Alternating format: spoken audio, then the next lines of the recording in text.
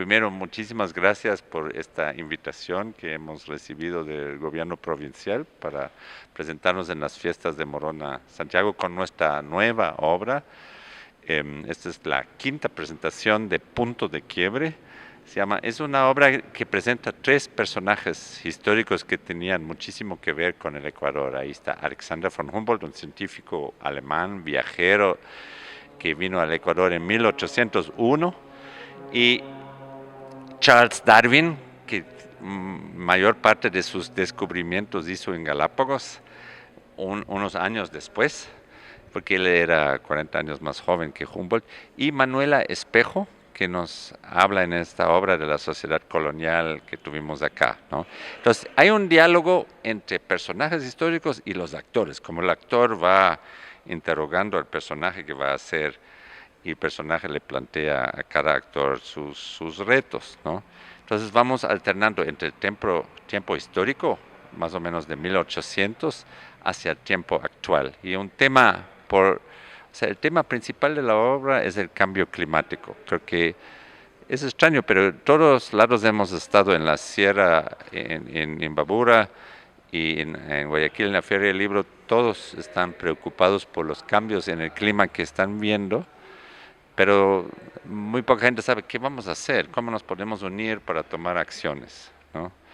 Parte de eso también es el uso del plástico y cosas así. Entonces, en la obra hay escenas, algunas escenas muy jocosas, cómicas, otras son más serias. Es una mezcla porque la obra trata de un tema de fondo que nos atañe a todos, que es bien serio, ¿no? Alexander Humboldt comparte similitudes con usted, el hecho de ser alemán viviendo en Ecuador, pero al momento de realizar la obra en el estudio del personaje, ¿qué otras características encontró con las que se siente afín? O sea, primero, esta es la época del romanticismo, donde muchas veces Humboldt, Darwin también decían, todo es uno, es una sola energía, es un tejido maravilloso la naturaleza, y desde el punto más pequeño hasta el árbol más alto, todo está interconectado. Si tú haces una acción sobre una cosa, va a tener consecuencias en otras. Esto se dieron cuenta en ese tiempo, y Humboldt también era uno de los primeros que decían, estaba en Venezuela, en el lago Valencia, y a los indígenas de allá le dijeron, se está secando el lago, ¿por qué será? Y creo que tenía un agujero donde se va el agua. Y él decía, pero han deforestado todo aquí, ¿no? Han cortado todos los árboles para hacer monocultivo de caña, o alguna cosa que estaban plantando los españoles, los colonizadores, ¿no? Entonces él decía, es por el monocultivo y porque han cortado todo el bosque que ya no queda la humedad, ¿no? Entonces él analizaba los impactos de la obra humana sobre la naturaleza y las consecuencias. Y eso hizo hace 200 años. Es realmente antes de que empezaba la revolución industrial, y ya con esto ya un impacto tremendo sobre la naturaleza, ¿no?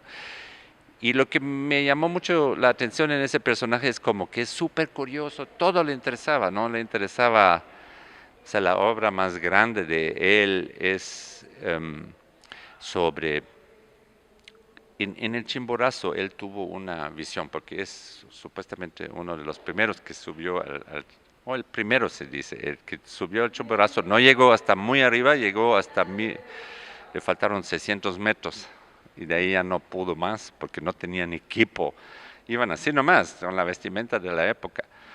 Eran 4 personas que subieron, ¿no? Él, el botánico francés, Bonpland, y también un indígena venezolano que se llama José, que les acompañó todo el tiempo, y de los quiteños era Carlos Montufa, ¿no? Los 4 subieron hasta arriba.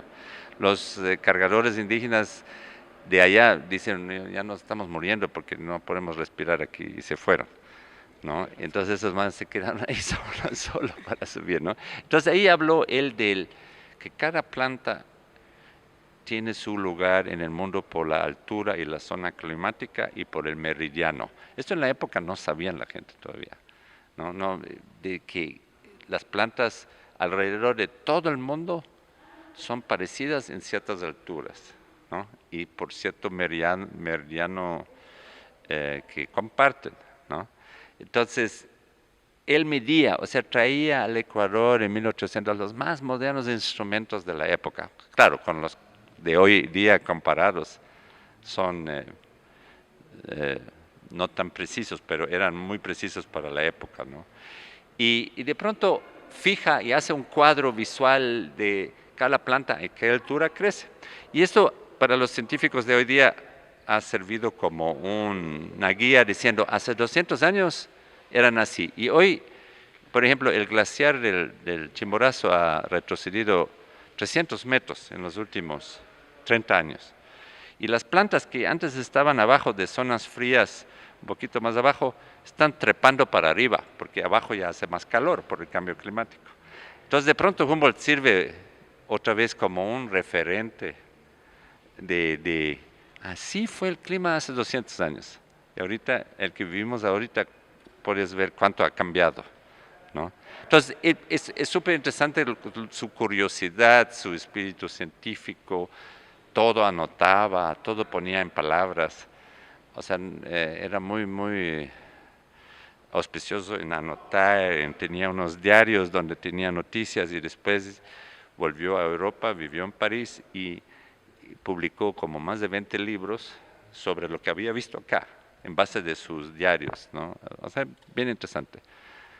Y en cambio Darwin era otro tipo, no viajaba tanto, viajó en su juventud 5 años alrededor del mundo, un famoso viaje en el barco Beagle, y el punto más luminoso de su viaje era Galápagos, ¿no? Llegó a Galápagos, de eso contamos la historia, cómo llegó a Galápagos y se fijó en las especies, porque Darwin pues es conocido por el origen de las especies, ¿no? Um, o sea, la, la teoría básica es de la evolución, porque en la época de 1800 la gente todavía pensaba que Dios ha creado las especies y siempre son iguales y no cambian, ¿no? O sea, es el mismo animal de hace 2000 años que ahora. Y Darwin decía, no puede ser que las especies son fijas, las especies evolucionan según el entorno, según la comida, según, ¿no? Y es bien interesante ver a Darwin en cómo se fue contra la creencia del tiempo y al final su visión, casi como Galileo Galileo y los grandes científicos de pronto dicen, el mundo no es el centro del universo, el mundo es un planeta alrededor del Sol. Y al inicio le iban a matar por eso, ¿no? Y así fue con Darwin también. Um, y esto nos sirve que cuando los actores luego discuten sobre sus personajes, dicen, pero verá, ¿qué diría Darwin? Eso fue lo interesante para nosotros hoy. ¿Qué diría Darwin hoy? Cuando estamos ahorita amenazados con todos los estudios científicos que se van a morir 1 millón de especies hasta el 2050. ¿Sí? Sí, ahorita en este momento 200 especies de animales, plantas y todos se mueren cada día, ¿no? Alrededor del globo, ¿no? Entonces, la idea de la obra también es que deberíamos empezar a preocuparnos cómo preservar mejor o qué hacer, ¿no? Y por otro lado está Manuela Espejo, que es la hermana del doctor Eugenio Espejo, que ha sido casi como uno de los próceres de la independencia, aunque él murió antes, famoso médico, científico, el papá también era médico de ella, y cuando los españoles le habían casi llevado a la muerte en la cárcel a él por ser una persona irreverente y hablar políticamente contra el gobierno colonial de la época, él se muere y Manuela se queda sin sustento. Y en la obra ella cuenta sobre la muerte del hermano y cuenta sobre la corrupción y la falta de justicia, porque la justicia era bien corrupta en la sociedad colonial, ¿no? No, y no ha cambiado mucho, exactamente. O sea, vemos, que decimos, qué bestia, esto fue hace más de 200 años, ¿no? En 1809 creo que fue el primer levantamiento, o 1810, ¿no? O sea, hace 200 años. Y como estos 300 años de colonia con la corrupción, todo lo que había, se han quedado como un molde para nosotros, ¿no? Un poco, ¿no? En el 2015 usted trajo acá la obra de Ibsen, El enemigo del pueblo, Sí, que también es una obra de mucho tiempo atrás, pero que se sigue sintiendo actual y eso es sí. algo muy preocupante realmente. Eso fue muy lindo. Ayer noche fuimos un ratito a salir y acabamos en La Maravilla. Ujú. Ahí estábamos sentados y de pronto una de las personas de ahí de La Maravilla dice, yo vi el enemigo del pueblo, qué buena obra. Y dijo justo lo que usted, Marcos, está diciendo, como que ahí el tema era que hay que meter cuchara en la política, que no hay que quedarse silencioso como la mayoría silenciosa que nunca dice nada, no importa qué tipo de abusos hay contra la libertad de personas, contra la libertad de expresión, lo que sea. Y esta obra que presentamos ahora también tiene una relación con, porque en el centro del enemigo del pueblo era un desastre ecológico, ¿no? Unos baños, tipo baños, como la ciudad de Baños, donde el agua está contaminada. Y buscan el culpable y empiezan la politiquería de todos, ¿no? Y al final declaran el que descubre como enemigo del pueblo porque está contra el negocio, y él solo dice, purifiquen las aguas, veamos cómo hacer, ¿no? Y él queda como el que está amenazando los negocios de todos, ¿no? Y en esta obra aquí es como más global, es hablando del medio ambiente, hablando de la política también, pero hay un punto de vista fuerte científico que dice, vean, esto fue hace 200 años, así han cambiado, ¿qué acciones toman ustedes ahorita? Porque supuestamente eso ya está absolutamente probado por los científicos. Este cambio del clima es provocado por el hombre, provocado por las grandes emisiones de dióxido de carbono, autos, aviones, industria, petroleras. ¿No? Humboldt nos describió a los ecuatorianos como personas que duermen tranquilas, rodeados de volcanes, que vivimos pobres, Al lado de al lado de riquezas y que nos contentamos con música triste. ¿Cómo nos describiría usted? O sea, yo creo que hay mucho de eso, ¿no? Es para cuando viene de turistas alemanes al país y ven baños y el volcán ruge al lado y la gente vive ahí tranquilo y duerme y dicen que en 15 minutos pueden salir con las medidas de emergencia que han ensayado. El turista se queda un poco, qué bestia. En Alemania no permitirían que viven allá en baños por seguridad, ¿no es cierto? Pero Ya. aquí siguen viviendo ahí. El otro dice que se alegran con música triste, es algo muy no tanto de la costa, sino de los Andes arriba, ¿no? Porque hay música em, como el pasillo que tiene su carga melancólica y de tristeza, ¿no? Y también Humboldt dijo, es el país donde más fiestas hacen. O Eso, sea, él estaba así súper sorprendido y dice, el Ecuador que viste es una fiesta tras otra, que la gente, a pesar de un entorno fuerte, le pareció muy fuerte el entorno de Quito, montañas altas, y, y, um, y él decía, aparte de que es un ambiente muy fuerte, pero la gente son muy alegre, muy dados a la fiesta, ¿no? usted es un artista muy versátil, le hemos visto en el cine, en la televisión, en medios digitales y en el teatro. ¿En cuál de ellos se siente mejor? En el teatro. O sea, el teatro es de donde nosotros venimos, donde aprendimos a actuar, o sea, yo personalmente dirijo, actúo, lo que más hago es actuar. Dirijo obras, esta no dirigí, esa es una directora quiteña, Manuela Romo Leroux se llama ella.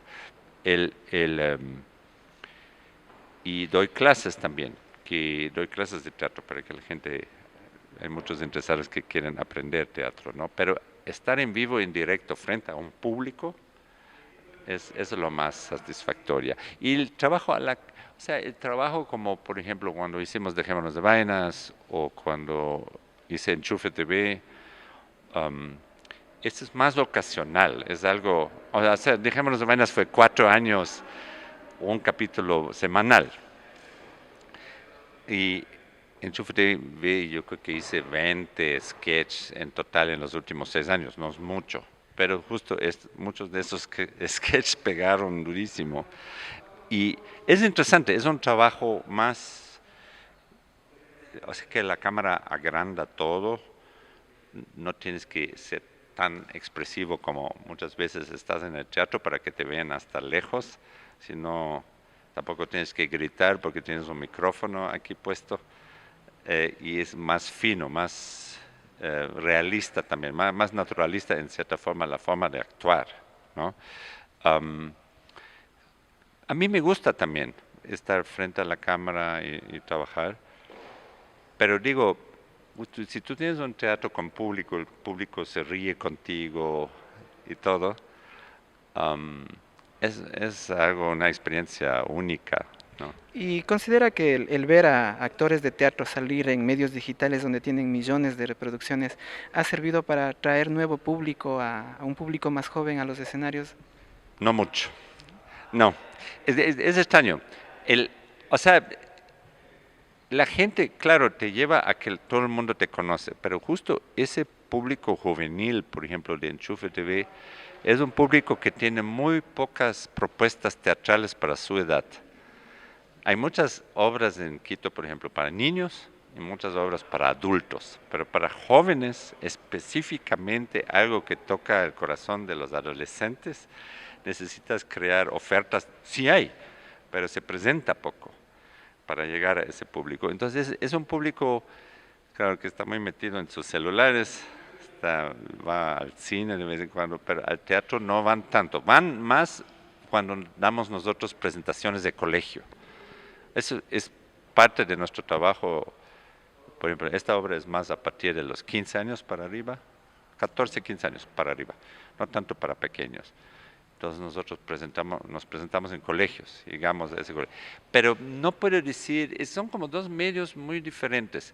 Lo que sí ha pasado más durante la época de Dejémonos de Vainas, de la antigua televisión, que muchos de esta gente decían, bueno, queremos ver a esos actores en obras cómicas, ¿no? Encasillarle al actor. Sí, sí, sí, un poco como que haga solo esto. Pero a mí personalmente prefiero hacer varios estilos. O sea, este es un estilo donde puedo hablar de cosas que son realmente importantes y hay otras obras donde queremos que se divierta el público y muchas veces se olvida rápido de lo que vio, ¿no? Claro, es pasajero. Sí, sí. Usted es una persona con una larga trayectoria. De las cosas que más hacen falta en las provincias es justamente personas como usted. ¿Hay probabilidades de que usted venga y dicte talleres para los grupos emergentes que se encuentran acá? Claro. O sea, lo hemos hecho en ciertas épocas. El tema es que se necesita un apoyo para esto. A veces es el municipio del lugar, ¿no? O una administración municipal dice queremos desarrollar el teatro aquí. Por ejemplo, ahorita es así en Otavalo. Nos quedamos sorprendidos que habían hecho Shakespeare con 40. O sea, la noche, Sueños de una noche de verano de Shakespeare con 40 actores otavaleños. Lindísima la obra, la vimos, está en YouTube también, ¿no? Pero es porque el municipio apoyó a eso, ¿no? Es muy difícil porque el grupo mismo no va a poder financiar a un profesor, ¿no? Si hay ese apoyo y un poco como hay una relación con uno, dos, tres profesores que van, o alguien de Macas va un tiempo a Quito a vivir y estudiar y vuelve, ahí funciona mejor, ¿no? Y con respecto a una cuestión política, Latinoamérica se encuentra pasando por momentos bastante extraños, ¿no? Difíciles de entender, donde parece ser que el ser mesurado no es una opción, uno tiene que escoger bandos. Sí. Una persona que viene de un país donde la radicalización del pensamiento trajo graves consecuencias, ¿cómo lo ve? Chuta, ahí ya se me pone difícil porque justo es como, creo que mucha gente durante el paro vivió también una sensación de como que todos estamos enredados de alguna forma, ¿no? Si uno veía el internet, el Facebook, el Twitter y otras, la cantidad, por ejemplo, de noticias falsas, o sea, de lado y lado, donde no te podías orientar bien, si no estabas ahí y hablabas con la gente y veías tú mismo la situación, casi no podías saber cuál es la realidad. Veías los canales de televisión y te dabas cuenta, no es la realidad que presentan ellos, es una parte nomás, ¿no? Entonces, como persona de teatro me llamó mucho la atención. O sea, mucha gente ahorita en Quito, por ejemplo, que pasaron, fueron a manifestarse, volvieron, vieron los destrozos y todo. Hay mucha gente que están como traumatizado. O sea, de verdad están como sintiendo como, es como una nube tóxica que me queda encima. No tanto la sensación de una liberación o de que hemos llegado a un buen recaudo, sino más bien no sabemos dónde estamos parados ahorita. Hay mucho de eso, porque claro, el gobierno y los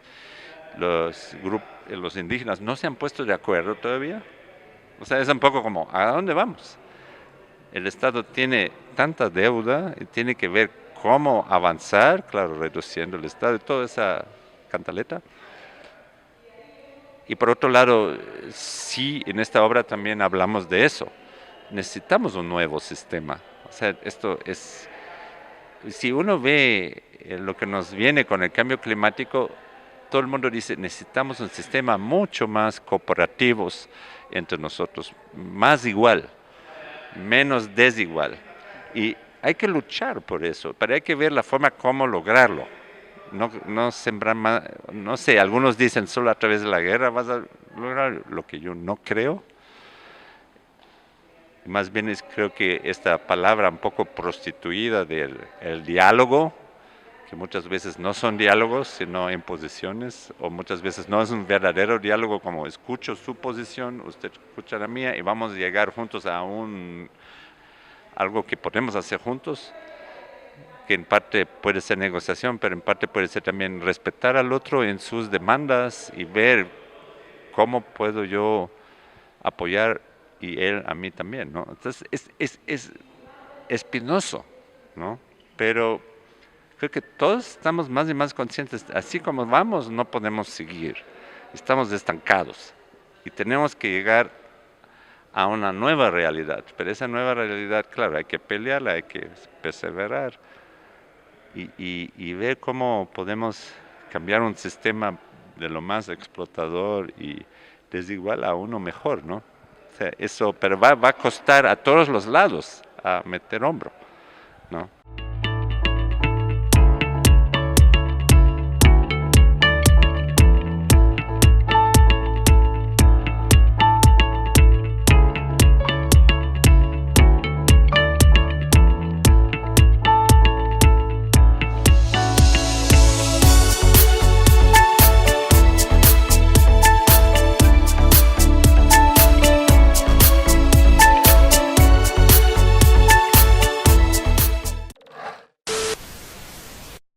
Primer informativo digital de la provincia.